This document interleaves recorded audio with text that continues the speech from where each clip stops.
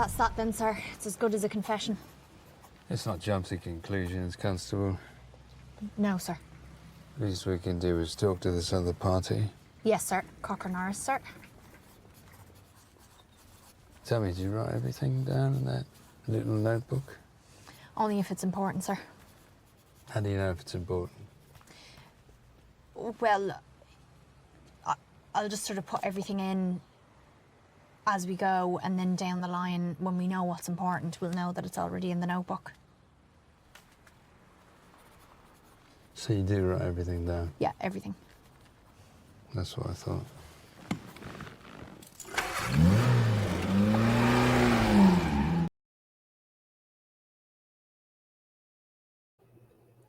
Hello and welcome to Book versus Movie. This is a podcast where we read books that have been adapted into movies, and then we try to decide which we like better, the book or the movie. I'm Margot P. at coloniabook.com, and this is my good friend and co-host, Margot D. of Brooklyn Fit Chick. Hi, everyone. So we had a little bit of we had a little break, a little hiatus last week. Thank you, everybody, for being patient. We hope you enjoyed our replay of Harper Valley PTA. A lot of you listen to it anyway, so thank you. We are back on track with Mysteries in May, and this year our entire month of programming is dedicated to the work of the incomparable Agatha Christie. Incomparable and underrated. We've talked a little bit about her, just throughout the month, but we cannot stress enough. This is the world's best-selling author. Certainly the world's best-selling novelist, we could say, because she's third, I should say, after the Bible and Shakespeare. Exactly. That makes her the best-selling novelist of all time. More than J.K. Rowling, more than Stephen King, more anybody you're thinking of, more than that.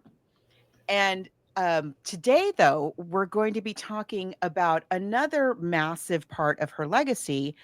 She's also one of the most successful playwrights, let alone female playwrights of all time. And today's film, See How They Run, is inspired by her play, The Mousetrap, which is inspired by some real life events that happened. We'll talk about that, but it is the longest running theatrical production in world history. So that's all. So more than Shakespeare in this case. The longest continuously running, we should say. So it's been running, I forget how many years has it been now? It's like 60 some years. Yes, 70 right? Probably. It was in the 50s when it started. Yeah, I think so. So we'll get into it. So at this point, it's after the war. We've talked a lot about Agatha Christie's early life. We spoke a little bit about her life between the wars, when she met her husband, Max Mallowan, renowned archaeologist who is a character in this film. And now we're going to talk a little bit about her, I don't know, this is her fourth act after the war, where she is, again, wildly popular.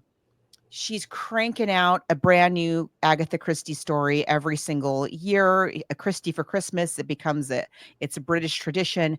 And she's now starting to get involved with writing and producing plays. This is not her first play. I forget which one was her first one. I just remember that she wasn't thrilled with it. Right. I'm trying to remember here. Hold on. Towards Zero? Is that there was Murder is Easy? Oh no, there was earlier ones. There was Black Coffee, Murder is Easy, Towards Zero. The Mousetrap was 1947. Wow. Yes. So she from what I could tell, I went back and reread this part of her biography written by Lucy Worsley, Agatha Christie, An Elusive Woman, I believe it's called, which is, again, excellent. Highly recommend. And she was a fan of the theater. And it's hard to really convey how very popular she was. This is before social media. And again, for a woman in this era, it's impossible to get the kind of success that she had. But just like with although, we're not happy with her right now, but just like with J.K. Rowling, Mhm. her works were super popular. Let's make them into movies. Let's make musicals. Let's make theatrical productions. And she becomes, a whole cottage industry. Agatha Christie did it first. And the Mousetrap is very interesting history. So we read the short story. It goes like this. It starts as a radio play, which is about a half an hour. And I believe you shared it in our Facebook group. Mhm. So it's a half-hour radio play, so not long. And the radio play was written um, as a was it a birthday present? It was for the 80th. Birthday present. It was the 80th birthday of Queen Mary. Yes, they asked her what she wanted for her birthday. And this is Queen Elizabeth II's grandmother. So this is before she's Queen Elizabeth II, she's Princess Elizabeth. Her grandmother, Queen Mary, who is then the Queen Mother, they ask her what she wants for her birthday, and she wants an Agatha Christie play. That's what she requests. And so Agatha Christie writes this story, The Mousetrap, in a half an hour radio play form. After that, I think it was probably meant to just sort of be a one-off, right? Yeah, And and now, it wasn't. And I should say that they didn't record it. They just performed it live. yeah, So we don't have that recording, but it was so popular and so many people asked for it. So she made a longer version of it. But right. it's the But story. Yeah, go ahead. no, she did it was a half-hour radio show. Then it was liked, people liked it. So then she wrote the short story, which you and I wrote. So Mhm. from the play, she wrote a short story, and then from the play and the short story, the radio play and the short story, she adapted it into this longer form theater piece that we all know. I've been going back and forth about. See, the thing about the Mousetrap is famously that at the end of the show the actors tell you that now you're part of the whole like legacy and legend, and please do not spoil the ending of the Mousetrap. Now I will spoil that it is spoiled in the Wikipedia entrance for the play, which the Agatha Christie estate is very upset about, apparently. Mhm. Um, so maybe we don't spoil the ending of the play. Yeah, I don't want to I do don't. that. I don't think we have to, right? We can. No, There's a no. lot of stuff we can do. We will, however, spoil the end of this movie. Yes. So we will do that, but we won't spoil the end of the Mousetrap. We don't want Agatha Christie haunting us. We will we will stick to that tradition. But so written at the end of the 1940s, it's right after the war.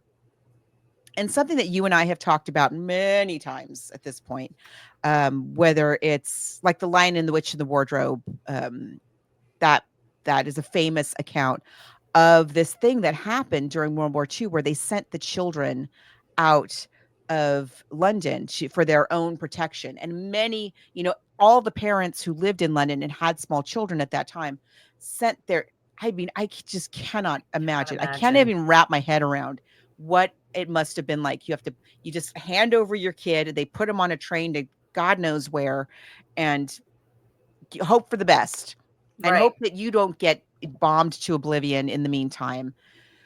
And so every parent in London would have had that experience. And they also would have been aware of the news story, which this whole enterprise is inspired by. So let's talk about that. And trigger warning, Yeah. it's grim, and it really happened, and it's just horrific. It's about these boys that were taken in by a family, and it was because they were foster kids. Because, as Margos said, they sent kids away from the town of London. They sent them to the country because they would be safer there. And unfortunately, it was a tale of two brothers who were taken in by a husband and wife who were. Cruel doesn't begin to talk about what they did to these boys. And some people, and this happens, people take in kids because they want to make that money and they don't really want to put in the work. And so it's a lot of work to find foster people. And I have friends I have a friend in Canada who does foster work for young kids. And it's a lot of training because there are some people who just take that in for that money. This is the case with this couple. They like, oh, it's free labor and we get, right. And they were very young boys. And one of them was abused to death. Basically, he was beaten and abused to death. And his brother had to go to the police and describe his brother's injuries and the repeated beatings that they suffered. And it was a huge row in England. And so then people said, we need to have child protective services. We need to have people in charge of those people to make sure that this doesn't happen again. And then 70 years later, the brother, Dennis O'Neill, Daniel. No, Dennis is the boy who was died. killed. Daniel O'Neill was his brother, and he just a few years ago he put out a book to talk about, because he couldn't even talk about it for and I can imagine. I mean, wow, yeah, it's really bad, you guys. It is out there, but yes, it's these foster people that these children were placed with were farmers in Shropshire, and as Margot said, like they were extremely abusive, worked these children like they were 4 adults, and then didn't feed them, and just they had horrendous. 3 slices of bread a day. That's what they were had given to eat. Children that are working all day in the fields. It was just horrifying.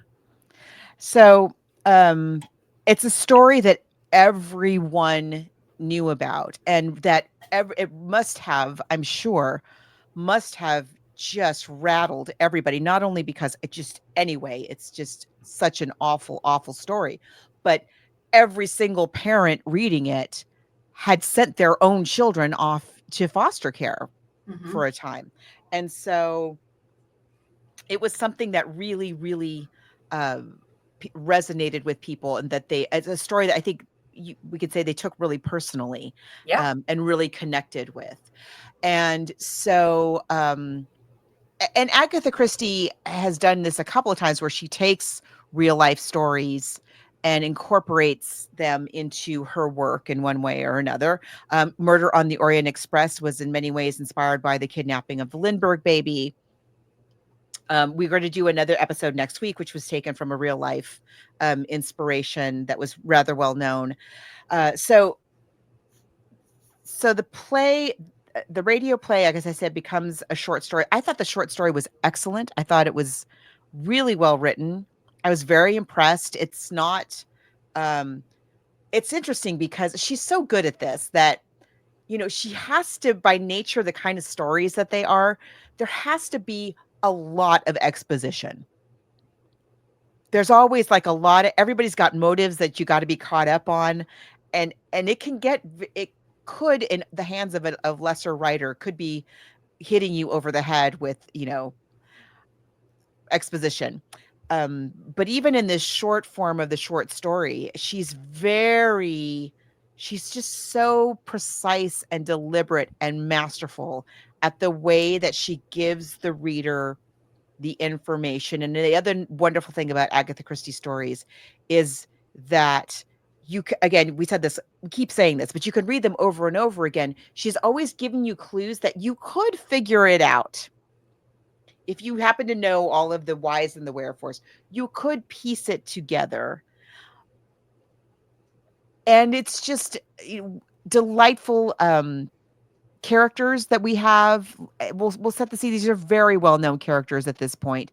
The Mousetrap it's one of those things that, like, you go, I've never seen it. Every time I've been to London, I haven't either. I've never been able to get a ticket.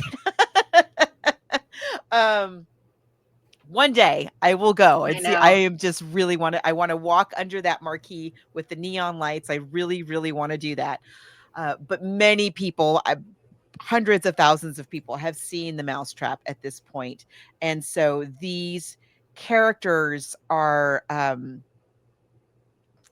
very, very well known and are referenced all over the place, like in the Clue game. It's just Mhm. these are things that you see that happen all the time. This play also, we should say, because it's significant to the movie, was spoofed. And the spoof was very popular. It was a spoof by Tom Stoppard, who also wrote Guildenstern and Rosencrantz Are Dead, just like that play was based on Hamlet. His play, The Real Inspector Hound, which we did in my high school. Really? Yeah. Isn't it a weird play to do for a high school? Yes. I know. We did it, though. But The Real Inspector Hound by Tom Stoppard is a spoof, a goof on the Mousetrap. So let's talk about our characters. We've got Molly for a start. Molly We Davis. Yes. Oh, and like many Agatha Christie stories, we open with a murder. Mhm. And it's very mysterious and nebulous. It's Mrs. Lyons, this woman, Mrs. Lyons, has been murdered, and the murderer has not been caught. Nobody knows if it's some kind of just freak um, um, killing spree. Nobody knows. Nobody could tie why anybody would want to kill Mrs. Lyons. So there's this murderer on the loose, and this woman in London who has been killed. And Molly, who is a young bride, is reading about the story, and people are talking about it because it's all over the newspapers. She and her husband Giles are starting a business, and that business is that they are renting out. They have like an Airbnb sort Mhm. of thing that we would call today, right? And they have this big old house, and I guess a lot of people did this after the war. They had this big old house, and they can't keep up this house on their own, so they're turning it into like an inn, like an Airbnb kind of a thing. So we meet this very sweet young couple, and we learn that they, like a lot of young people about this time, especially in Britain, they got married without really knowing each other that well. Happened kind of fast. I'm sure that happened quite a bit, by the Oh, way. I mean, absolutely. everyone was, but yeah, I mean, they take in these people come in, and they can't help but talk about the murder and why they think it happened, and they all come from these different backgrounds, and uh, I don't know what else to say. I mean, it's just Yeah. Oh, and you know what else that just occurred to me? You know who else got married really young without really knowing her Agatha husband? All the Christie. Agatha Christie married Archibald Christie. Without really at And that time World War One was looming, right. and people in a similar situation, people got married just because war's coming and we're young and we love each other, so I guess we get married. And so after a while, then we gradually, one by one, the guests arrive, and these are their very first guests. So this is their very first time, like figuring out how much food to serve, figuring out how to make the beds and keep the laundry going, because it's really just the two of them running everything. They don't really have a staff per se. And the guests start to arrive, and the first guest is this wackadoo guy. Um, Christopher maybe Wren. maybe he's supposed to be gay. And his name is Christopher Wren. He has the same name as the famous architect of St. Paul's Cathedral, and he himself is a budding architect. He's a young architect, and he's he's sort of he's a little too excited to be there. Just put it that way. Like, he's really excited to be there. He's Something's going hyperactive. on. He's Yeah. very, yes, he's very like frenetic kind of energy. And then he's followed by Mrs. Boyle. I adore Mrs. Boyle. And she's an older woman. She's maybe a widow, not entirely sure. I'm trying to find. I highlighted a bit about Mrs. Boyle. Let's see here if I can find it. Uh, She complains a lot. She's kind of like She lives to complain. sort of like a Hitchcock character. She's like the old battle axe that comes in and he loves to like bring into these plays, but she's very critical. And look, and we have to keep remembering these people have been through a world war. She's A probably bit. been through two Yeah, of them at this indeed. point in her life. So she's seen it all, heard it all, complains a lot. And she's in fact disappointed that there's not more to complain about at the inn. It's a little too well run. It's a little too comfortable. They've got their act a little too much together. And she's like, mwah. And she's so delighted when she's like, oh, this radiator's not as warm as it could be. And like, it makes her day. She can complain about the radiator. So, then we have a man who also is an older gentleman named Major Metcalf. He says that he is retired from the army. Other than that, he doesn't really say very much about why he's there. Then we have Miss Miss Casewell. Casewell. And I love the description in Wiki is a strange, aloof, masculine woman who speaks offhandedly about the horrific experiences of her childhood. Yes. Then we have a character named Mr. Paravicini, and he's a foreigner, Italian, maybe, not entirely sure. And and I say that because he's so stereotypically the foreigner that you, the reader, when you get to that point where you're like questioning everybody, you're like, is he a foreigner? Is he just acting? I'm not sure. Like, what's his deal? Then we have the character of Detective Sergeant Trotter. We'll get to him in a minute. Mm-hmm. And then there's also a voiceover character. Now, so everyone arrives at the manor house. They're all getting to know each other. Molly and Giles are sort of sorting out, oh, we're going to be, again, this is right after the war. So they didn't have easy access to everything, food, luxury items. And so, they're trying to work out how they're going to make their, we're going to serve such and such from cans and such fresh.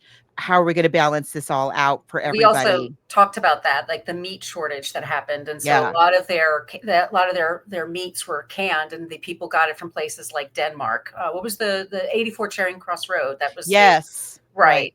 Yeah. Yeah. So they talk about how, and it's exactly this period that when she's sending those packages to 84 Charing Cross Road. So everyone is there. They're all getting, cozy and comfy in the manor house, and a snowstorm hits, a bad one. Mm-hmm.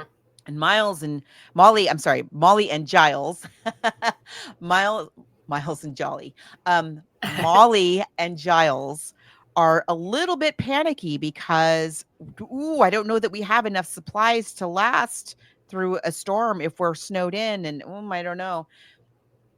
The phone rings, and they get this kind of abrupt message that they're saying it's the police and that they're sending an officer out to them. And Giles is like, I don't know how you're going to do that. We're snowed in. And they're like, don't worry about it. Your safety is more important than anything else. We're going to send an officer.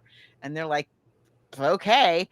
And just trying to hunker down for this storm. And then out of nowhere, somebody shows up in the window, and it's a man on skis who turns out to be, he says, Detective Sergeant Trotter. And he's claiming to be there for their safety because there is a murderer on the loose. Mm-hmm. And so again, we don't want to spoil, but gradually is there one more? There's definitely one more murder. There's one or two more murders that happen. And it all ends up to be related to a story similar to the one that we just told you about. Mm-hmm.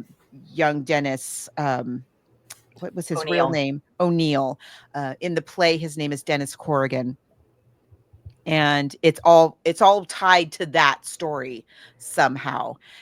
We don't have a Miss Marple character. We don't have a Poirot Poirot. character, which makes it actually really interesting because everybody there has to kind of figure it out for themselves.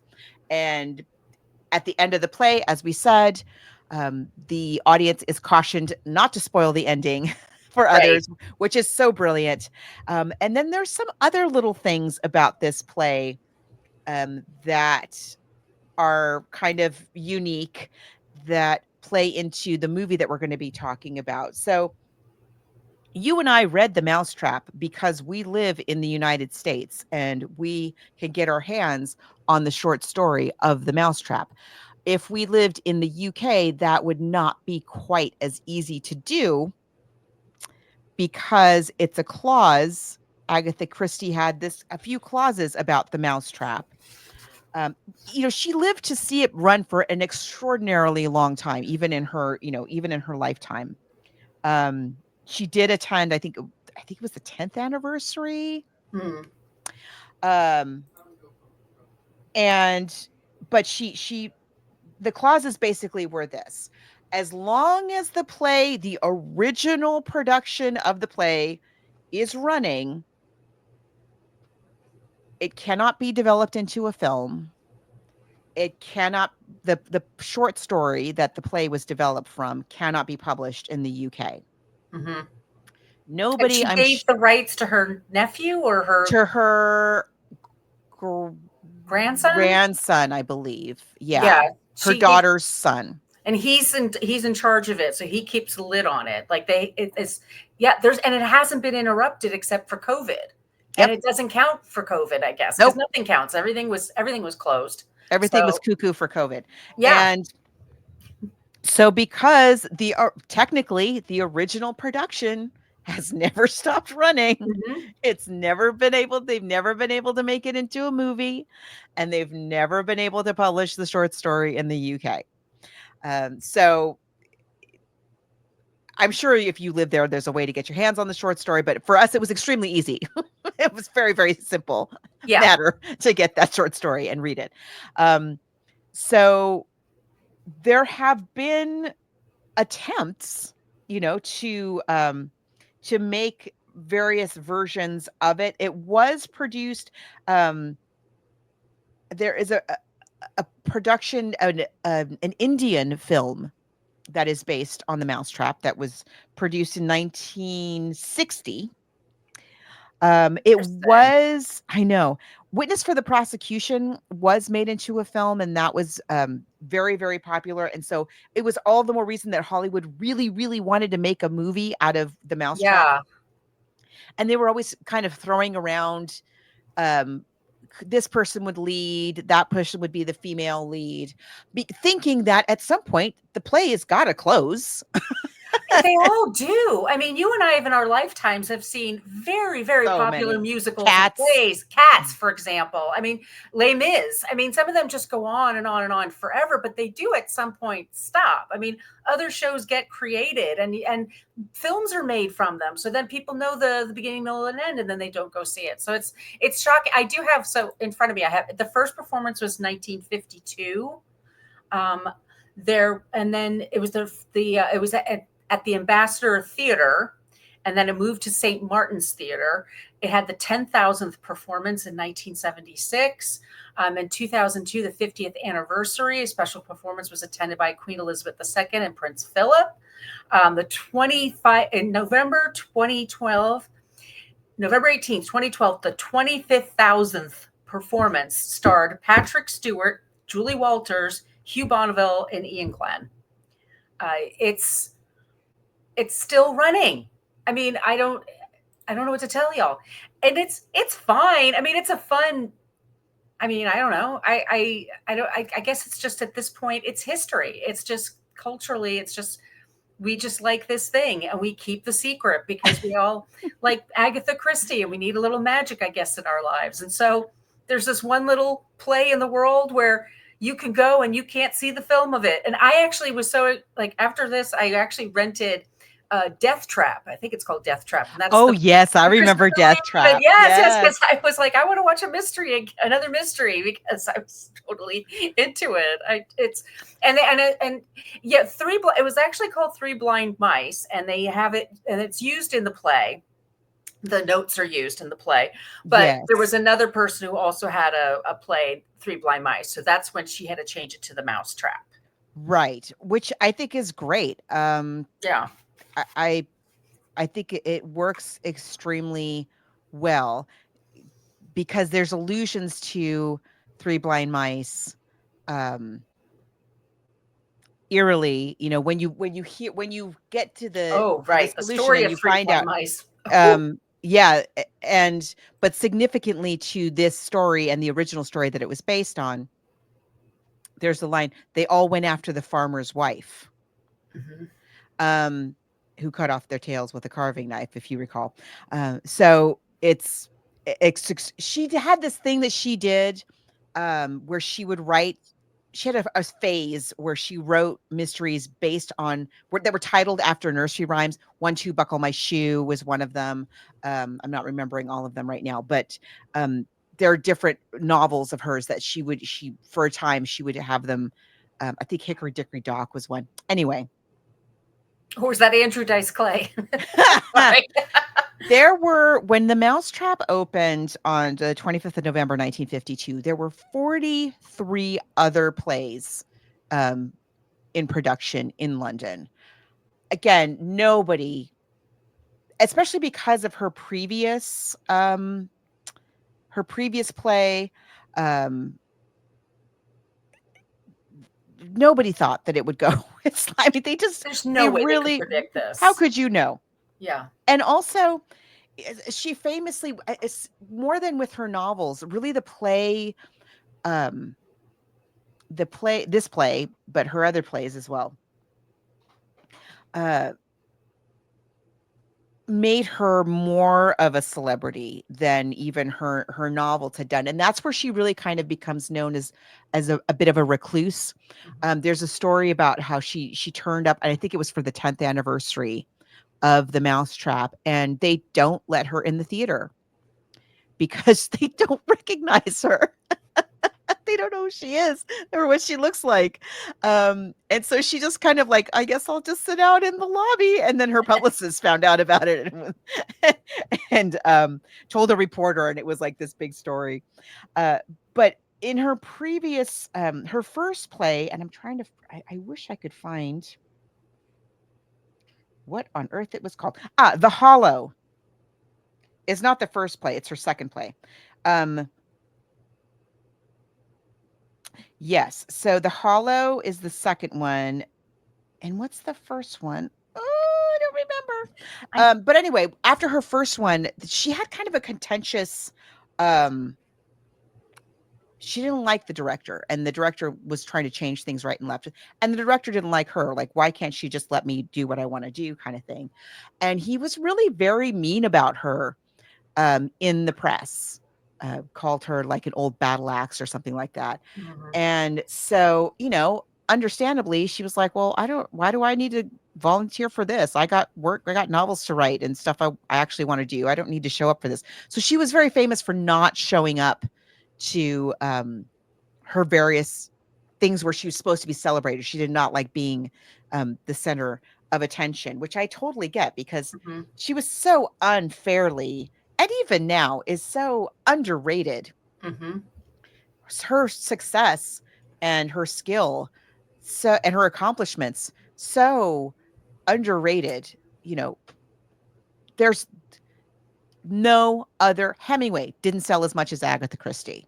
Stephen F. King. Scott Fitzgerald, Stephen King didn't sell as much. Salman Rushdie, okay, but he didn't sell as much as Right. I mean, and they're good, and so she's very much dismissed because I don't know. Also, women are big fans of her work too. And what women are into, I mean, that's also a thing, Yes. Yes. right? That's a very, yeah, you just reminded me. What is your name? There's this woman on Instagram that I follow, and she calls herself horrible, mean, bad woman. You just reminded me because she has this series that she does called I Will Never Take the Man's Side. And I'll read you one. It says, let's see. It says, you'll never catch me taking a man's side. She doused you in petrol and set you on fire. Well, what did you do to deserve that? People don't just set people on fire, Mike. And that's true. Like, you really bring up a really good point about Agatha Christie is people have their reasons for they're not, it never is just a crazed maniac ever. There's always a reason. Like, even in Stephen King, sometimes it's just a crazed maniac. Sometimes they're a little bit stabby. But in Agatha Christie, there's always like a backstory. There's always a motive. It may not be apparent right away, even to a Poirot, but they always did something. Like the victim has always done something to the killer to push them over the edge. Not that that's right. No, but there's also like women like true crime or tend to have an interest in there's lots of things like cats and knitting and mysteries and tea. Like, that's all women's stuff. That can't be, and I'm like, don't threaten me with a good time. Ooh. So this enterprise of the film that we're going to be talking about today is a very interesting take. There have been many films, as we've just said, we've rattled off a bunch of them, Clue, Death Trap, that have taken from the Mousetrap. And not I wouldn't say stolen. It's very much an obvious like wink to like, hey, if you've ever seen the Mousetrap, then you recognize this little bit that we're going to do right here. And so I think I really love the whole idea behind the film that we're going to be talking about today, which is 2022's See How They Run. And I think, have we got a trailer? We have. Okay, let's play the trailer. Victim's name is Leo Kopernik, sir. Seems he was killed in the costume store.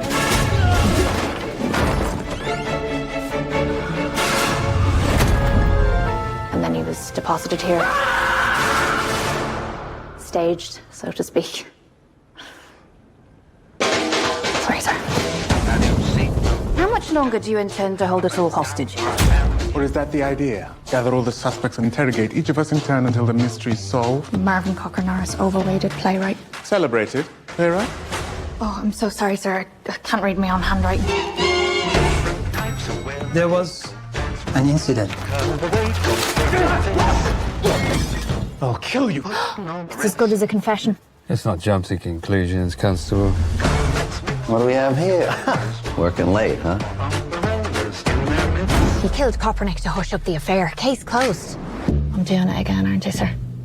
Jumping to conclusions. Yeah, a little bit. You've never heard of Richard Attenborough? A real-life detective. I understand that you came to blows the night in question. It was me, Inspector. I arrest you for the murder of Leo Kopernik. No. We have a serial killer on the loose. Please stand back.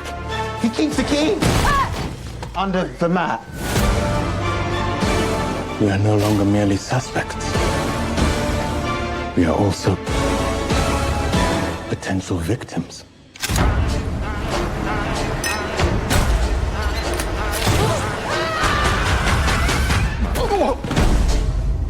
So what did he do that made you suspicious? It wasn't so much what he did, it was more the way he did it. How did he do it? Sort of suspiciously. Right.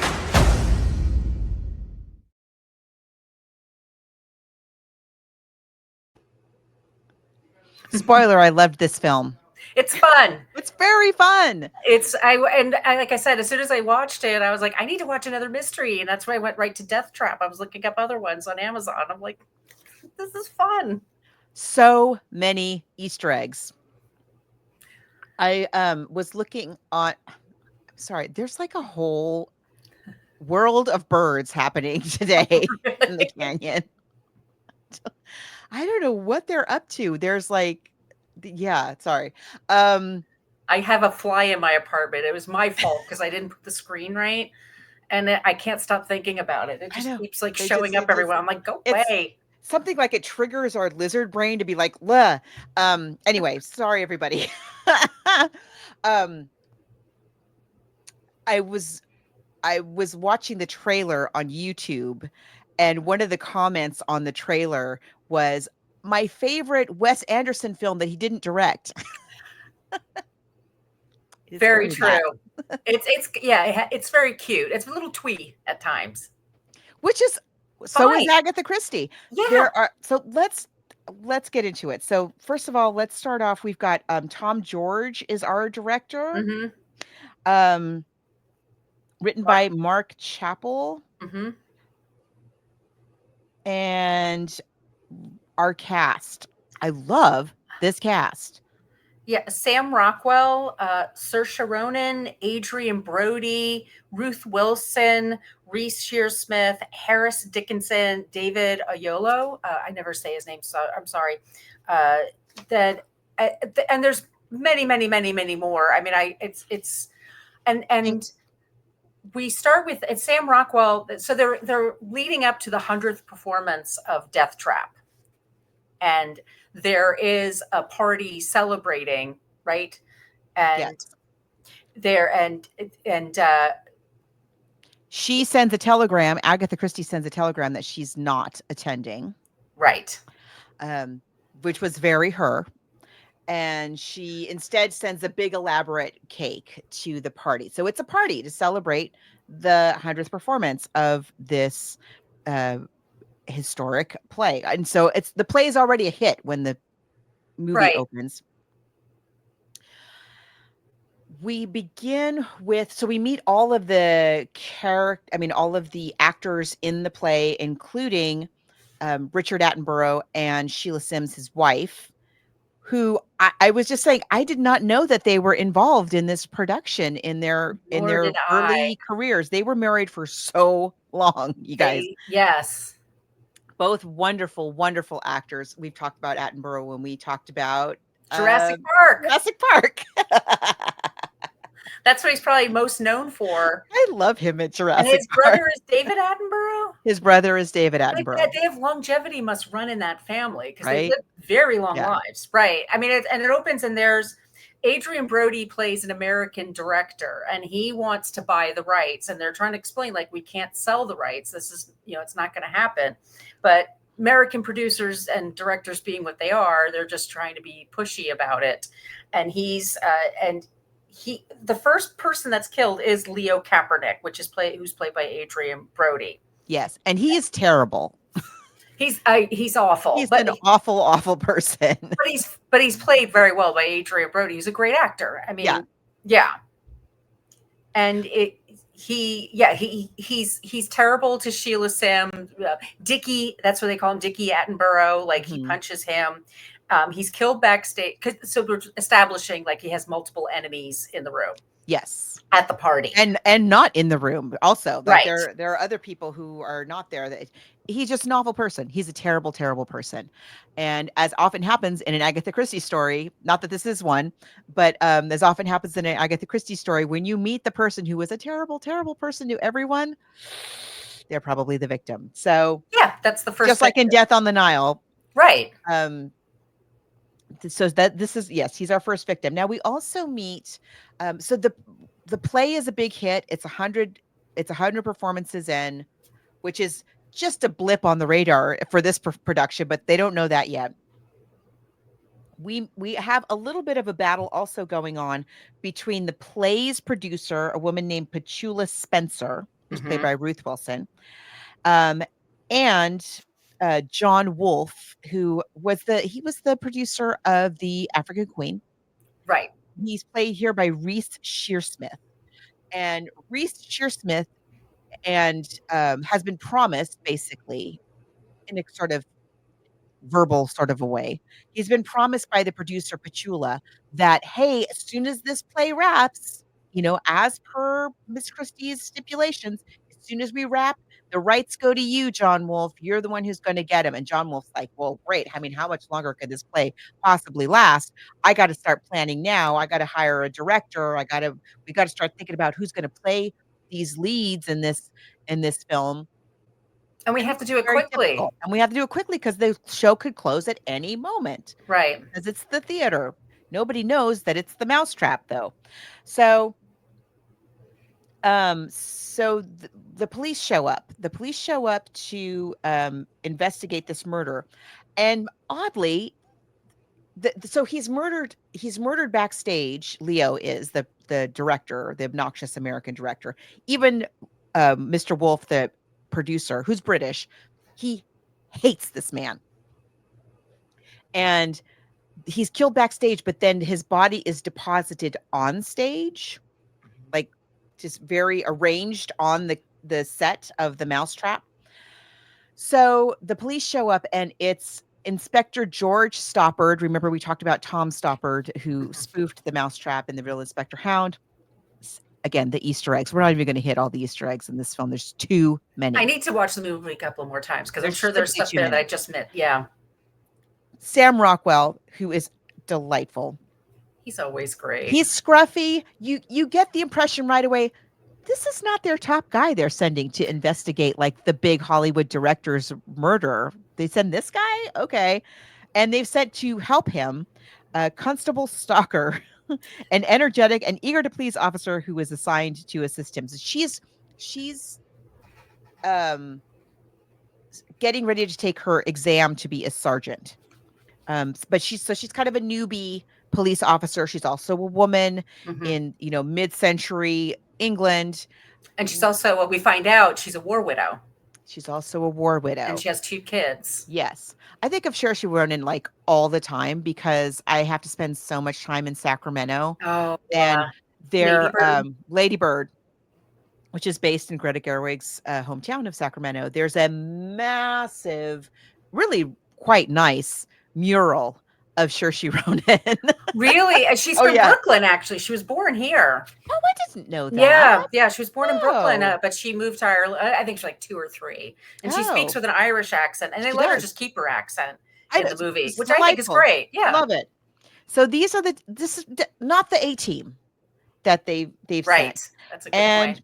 We learned that they're not sending them because everybody else is investigating this other very, very famous murder that happened. And I'm not finding it here in my notes, but it's a real murder case.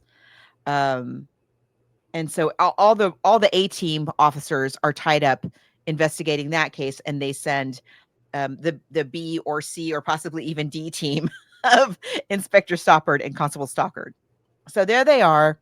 And as we just saw in the trailer, Constable Stalker writes everything down. Absolutely everything, including don't jump to conclusions. Very sweet. So they proceed just like you do in Agatha Christie procedural. We go and we investigate and we interview all of the people who were there. So, which in this case was everybody because it was a special occasion, right? So Wolfe, the film producer, was there. We learned that Wolfe, the film producer, is having an affair with his assistant, Anne. In real life, that is his 3rd wife. And also, it's people are pretty sure he was also gay. Okay. And that he was the lover of Lawrence Harvey, who we talked about when we talked about the Manchurian Candidate. Oh my goodness! Oh, I should have done more Yes. research. He was also the lead in Butterfield 8. If you've ever sat through Butterfield 8, Butterfield 8 is a rough if you one. have, you would remember Wolf. I can't get through that movie. No, but he's a wonderful actor, and he's so good in the Manchurian Candidate. So apparently, he and Wolf, the producer, had an ongoing thing. But Anne, his 3rd wife, Anne, was the daughter of director, what's your name? Victor Saville, who did Goodbye, Mr. Chips.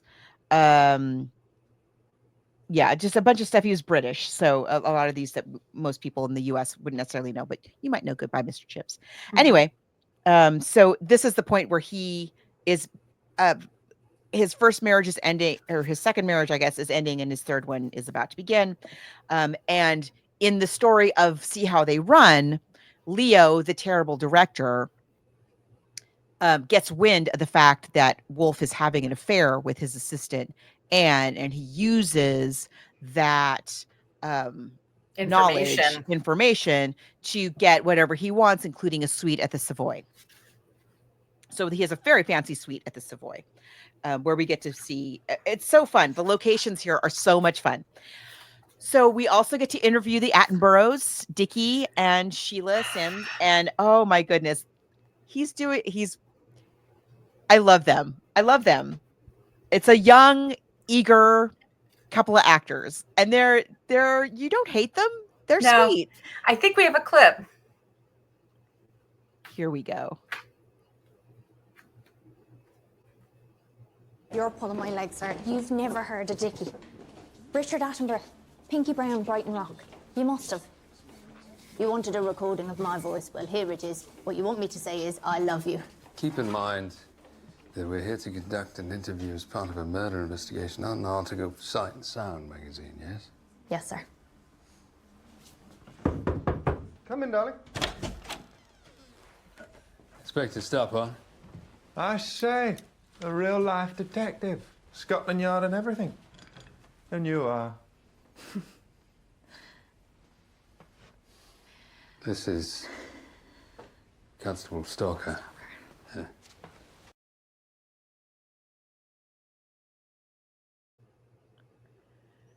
Yeah, she's a bit of a movie buff. She's a fan. It's so much fun. Then we learned that so Leo the director is not only at odds with Mr. Wolf the producer, he's also at odds with the screenwriter Right. for this proposed project. Mervyn Cocker-Norris, played by David Oyelowo, thank you. who is gay, is gay and has a very displeased partner named, is his name Gio? Yeah. Who is so funny. He's there's this, when we first meet them, when the police first meet them, they're at Mervyn's home, and Gio only speaks Italian. And Gio comes in, and Gio's always like, I can't, basically what he's saying in Italian all the time is basically, I can't even with wherever we are. I can't with these people. I can't with where we're going. I'm not going with you to this place. No, enough is enough. And he always addresses Mervyn as amore, my love. And Mervyn's like, yes, this is my business associate. My nephew. My nephew. And they're like, okay. Okay. So that is all very fun. Mervyn has his, Mervyn's a writer, and he has his own ambitions for this story. He wants to, just be inspired by the play, and take it in a whole new Mervyn direction. And Mervyn and Leo are at odds because Leo also had his own Leo ideas for where to take the story that had absolutely nothing to do with the play. And by the way, if you've never seen The Mousetrap or read the story, I will say this, that all of Leo's ideas, which are terrible, all of Leo's terrible Hollywood ideas for the movie of The Mousetrap are absolutely impossible, could not possibly happen in the world of The Mousetrap. I won't tell you why, but it like, he makes it clear every time he opens his mouth about the project that he never sat through the play. He never read He doesn't it. understand. He doesn't know who Agatha Christie is, and he doesn't care. He just knows it's a hit play it's a detective story about there's a body, and then everybody gets in a room and we find out who did it. And so he has this whole like proposed sequence where like the detective gets shot and he's got this partner and the partner's holding the detective in his arms we hear Hank Williams in the background for some reason. And they're like, cops in Britain don't have guns. How do you arrest people? And they just like stop in the name of the law. Which is so true. Todd and I in the when was this? In the early 2000s, we spent a summer in London. He was doing a show there, and one of our favorite television shows. We so enjoyed the television. This was like when The Office was on, the original Office. One of the best shows that I saw was the British version of Cops. Bad boys, right? Now, here in the US, Margot, when the cops approach you and you run away, what happens next? Oh, they shoot you. Yeah, they're going to shoot you next. That's when they get to shoot you. That's where we've become. Yeah. So British Cops was like, oh, we've got word that, some teenagers are possibly selling drugs in this park. And these cops walk up to the park and the teenagers are like, whoa, and they drop the drugs and they run away. And the cops go, stop, you. And they stop.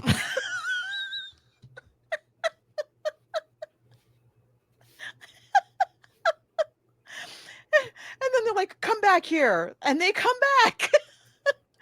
What's all this then? And then they get it all sorted out. So, but that's, even in those days, if you, cops had guns, and if you ran away from the cops, they get to shoot you. We've seen this time and time again. Every film noir, they run away and the cop shoots them, and there you go. End of story. So, anyway, these are the kinds of ideas that Leo is determined to cram into this film. We have a clip, creative differences. This is. You wanted to ask me about Leo? We heard there was an argument at the Savoy, and I noticed you had the other half of this.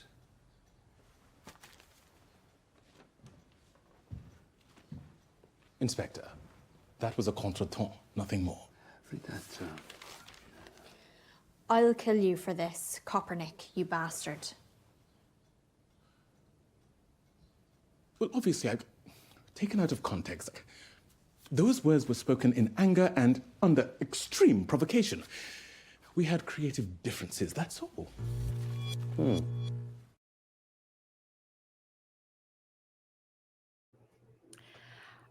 Okay. I just want more movies with Sam Rockwell and Saoirse Ronan, please. Can we just have buddy cop forget Lethal Weapon. I want these two. Yeah.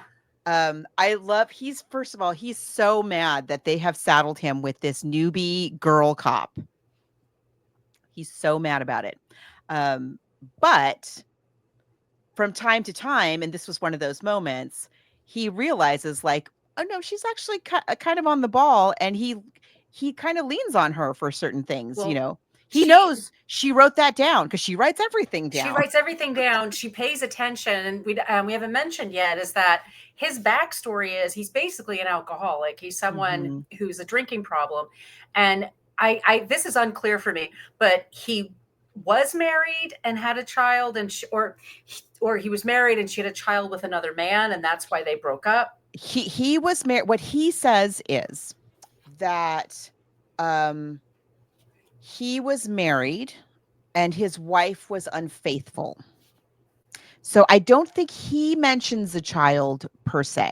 Okay. So we at some point, who is it that sees the woman going into, is it Mervyn? Oh, it's Mervyn. Yeah. So in this interview, homely woman. Yes, Mervyn mentions that as so they had this fight. Mervyn and Leo have had this fight. Mervyn had said, I'm going to kill you, basically. And Mervyn, as he's leaving, he sees a woman who he describes as a homely, which is a weird thing to She just has glasses, by the way. She's wearing glasses. But okay. Okay. But she's dragging a child into Leo, the bad guy's suite. And we deduce that this is a woman because Leo sleeps with women all over the place. This is a woman who he's father to child with, and he's not doing right by them. Not that he was necessarily married to her, but they had a child. And when they're going through Leo's things, they find Leo has a little black book with just a slew of women in this book. And so Constable Stalker, Saoirse Ronan, her job is she has to start at the A's, Abigail, and work all the way down to Zuza or whatever. I don't know. She goes through the whole thing and trying to figure out who is this woman? Who's this homely woman that Mervyn saw dragging a child in to see Leo? Maybe she is the killer. Maybe Right. she was angry with him. And then one night we see Sam Rockwell is a very serious alcoholic. Like more and more we see like his life is very strange, and we realize he's lucky even to have gotten this case, to even be allowed to be a police officer anymore. He is that far gone. And at one point he's so drunk that she has to take him home and get him into bed. So he's like passed out. She gets him into bed in his clothes, and as she's leaving, she sees a photo of him and his wife is a little more of a textbook definition of what one would call a homely woman in the early 1950s. Mm-hmm. Also with glasses. Right. And she does exactly what he told her not to do, is jump to conclusions.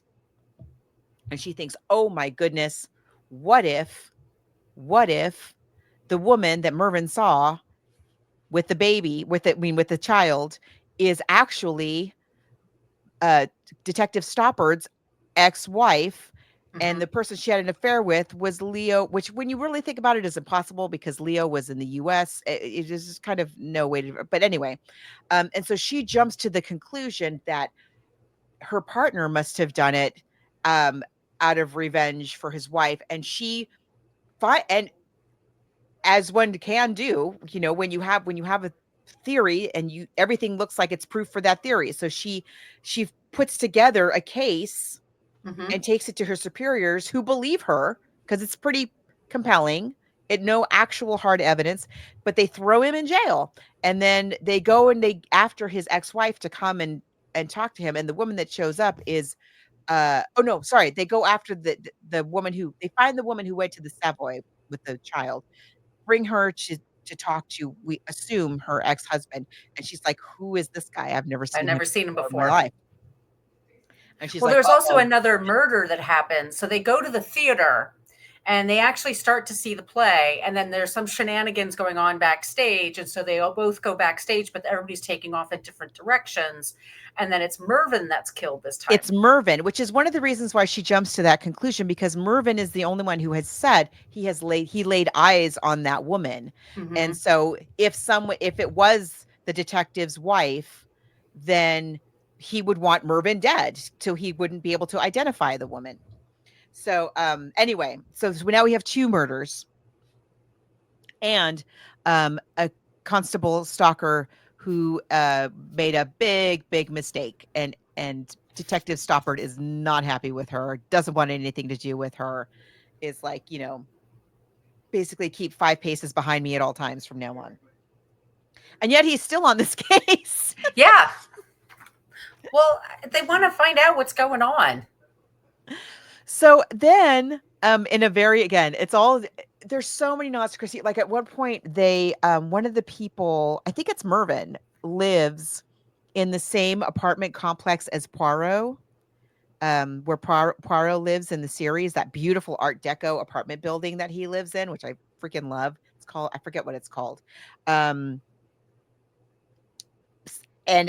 eventually all of the cast and the film producer, Mr. Wolf, and his assistant / future wife, Anne, they all mysteriously received invitations to have dinner with Agatha Christie.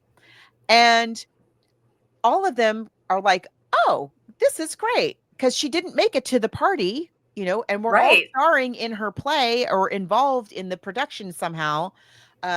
Nobody questions, like, of course, Agatha Christie invited us for dinner. That's so cool. Like, she didn't want to be out in public, but she's invited us over to have our own celebration just with her. So they all turn up at Agatha Christie's house. It is a snowstormy, beautiful Christie-esque kind of evening. And they kind of all show up at once. And the butler's like, who are you and why are you here? And her husband, Max, comes out, Max Mallowan, the renowned archaeologist, and is like, oh, these are the people from the Mousetrap. And you're all here at once. Oh, Agatha invited you. She didn't mention it, but come on in. Because he knows who they are, right? So they all go in, and nobody knows why they're there. Agatha Christie does not come out to greet them right away. She's busy washing the dishes and working on a future story. I forget which one. It says which one it is. She mentions the character, and if you love Agatha Christie, be like, oh, she's working on such and such. So many Easter eggs. Yeah. He makes them a cocktail based on his work in Mesopotamia. She wrote a book called Murder in Mesopotamia. So eventually, independently, Detective Stoppard and Constable Stalker work out who the murderer is. And they realize they both show up at the murderer's apartment at the same time, and they find a similar invitation that everybody else got to go to the home of Agatha Christie. And they're like, oh, crap. We need to go to the home of Agatha Christie right now. So they, Stoppard is still mad at Stalker and is like, no, I need to go to Agatha Christie's right now. You need to stay the hell away from me. So he goes out there, and then we see, like, a little while later, like, she's trailing him in her little teeny little car. And he shows up. So Stoppard shows up and reveals that the murderer, and I think this is so clever. We're Yeah, going to spoil it for you. We're going to spoil it for you. So here we go. The murderer is the usher at the theater. Dennis Corrigan. Dennis Corrigan, who is the real life person, the brother that we mentioned at the top of the show, whose brother was killed by these foster parents. And the reason that he has killed Leo and killed Mervyn is that it has been absolute agony for him that his very traumatic life has been made into light entertainment. Right. This is the most horrible thing that could happen to anybody that you could think of. And it's turned into kind of a parlor game, kind of a goof. Which is what I wondered when I read the story about that poor man, like the real man whose brother was killed in this story, in the real story. Like, what must that be like to have this whole thing, out of this awful, awful experience that you are somehow survived. And so this film asks that question. Well, it turns out in this case, not very well. Not very well. So he, the usher is thinking like, okay, the show's going to close and then we can all go back to having a normal life. But the show doesn't close. It goes on and on and on. And when it closes, then he finds out that when it closes, it's going to become a movie. And then the whole freaking world is going to know about this story. And as he's going to have to hear about it. And so this is the point that pushes him over the edge. And so to stop the film from happening, he kills Leo, and then later Leo, who would have directed it, and he stages the body on the stage, hoping that will close the production. Oh no, and it doesn't. It doesn't at all. That doesn't stop anybody. No, people are like, no, we can't possibly. The show must go on. We're making money here. Yeah, here we go. And so then when that doesn't work, he kills the screenwriter for the same reason. He presumably would have gone and killed Mr. Wolf next. And so now he's just ready to kill everybody. And who turns up but Dame Agatha Christie herself comes out of the kitchen with a tray of tea. And she had opened up a cupboard with all the poisons because she was an expert on poisons. And that's why she used that a lot in her stories. And she insists that this one cup of tea is for Dennis, and like, everybody else get away from me. This one cup of tea, I want to make sure Dennis gets the cup of tea.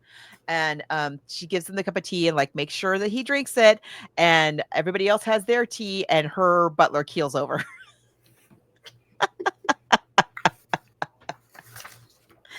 Absolutely delightful. So in the end, Constable Stalker saves the day because she showed up to back up her partner. And then she passes her exams to become a sergeant. And everyone lives happily ever after. And the play is still going on to this day. And it's just delightful. It is so much fun. I really want to go back and watch it again and see more of the stuff that I missed. Yeah. There are many references in the dialogue to not only to Agatha Christie, but also to Shakespeare. We forgot to mention also about Mousetrap, that in Hamlet, and somebody in this film uses the line, "The play's the thing," which is the line in Hamlet when he decides to use the actors who are there to do a play.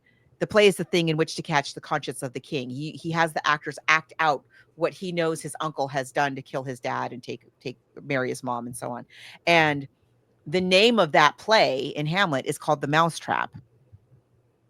And so there's lots of Shakespearean references on top of the many Agatha Christie references, all kinds of names of people and places. And like what Stoppard tells Constable Stalker that he's going to the dentist to get away from her, because she just shadows him everywhere. Right. She just wants to soak up, just to be a sponge. And she's trying to learn. She's trying to learn. She's got a little notebook and she's writing everything down. And he's like, could you just give me 5 minutes?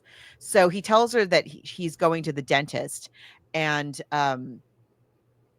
when he's really going to the pub, and she has to find him. She sees a clue and she's looking all over for where there's a dentist nearby, and she finds a building that has all these dentists, and all of those dentists' names come from Agatha Christie stories. I mean, it just goes on and on and on. It's so much fun. The music is great. The costumes are wonderful.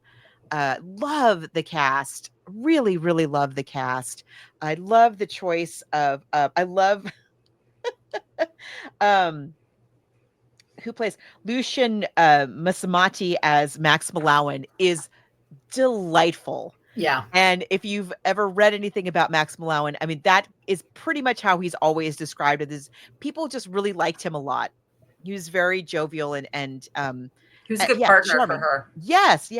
And Shirley Henderson as Agatha Christie, she does not look or sound like Agatha Christie. Agatha Christie was quite a kind of a larger woman, just in stature. Shirley Henderson is little tiny. If you remember from the Harry Potter series, she played Moaning Myrtle. Yes. That little kind of baby voice. She's in 24-Hour Party People. I love her. I think she's just wonderful. And she's terrific as Agatha Christie. It's very fun. It's very, very fun. And like an Agatha Christie novel, I would watch it again, even though I know what happened. Yeah, I'm going to watch it again for sure. Yeah, it was really charming. It's really fun. And it's clever. And like you said, the costumes are great. It's great sense of time and place. I loved it. Yeah. So book, this is a little tricky one because it's not. Yeah, because it's not a direct. Yeah. And the book is wonderful. I'm going to pick the movie because I kind of like, I don't know. I just found it very charming. I will watch this again and again. I haven't seen the Mousetrap live. I mean, I hope to one day. Me too.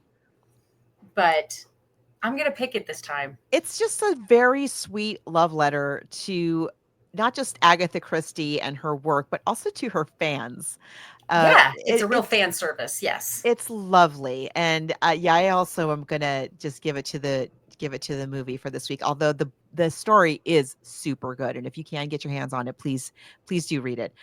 Now, although next week we will technically be at the very beginning of June, we missed last week, and it really seemed like we could not say goodbye to Agatha Christie without doing a Miss Marple story. Yeah. We have to do Miss Marple. We haven't even barely talked about Miss Marple. So there are so many, just like Poirot, there are so many. I think I love every single Miss Marple actress that I've ever seen do the role, starting with Margaret Rutherford. If you've never seen Margaret Rutherford as Miss Marple, do yourself a favor. She's the Miss Marple of Agatha Christie's lifetime that Agatha Christie knew.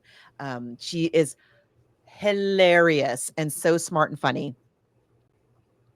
But I love all the Joan, what's her name? Joan Hickson, Geraldine. Oh, they're all escaping me right now. I'm so sorry. We'll talk about them next week. We will. Absolutely. But the movie that we've chosen out of the many, many, many, many that we've decided to do is The Mirror Cracked, and the version with Elizabeth Taylor, Rock Hudson. Yep. Kim Novak. Yep. Geraldine Chaplin. Yep. Tony Curtis. Yep. And starring, If You Stole My Heart, Miss Angela Lansbury as Miss Marple. The Mirror Cracked. And the story behind it is really good too. So we hope you'll join us for one more mystery. Week of Agatha Christie. One more Agatha Christie mystery. Yeah. And we will be back next week with The Mirror Cracked. So in the meantime, we forgot to do kind of our shout outs. I mean, if you want to follow us on social media, we do have a basic Facebook page, Book versus Movie, but we're much more interactive in our private Facebook group. So you type in Book vs Movie Podcast Group and ask to join. We talk about mysteries there, everything like that.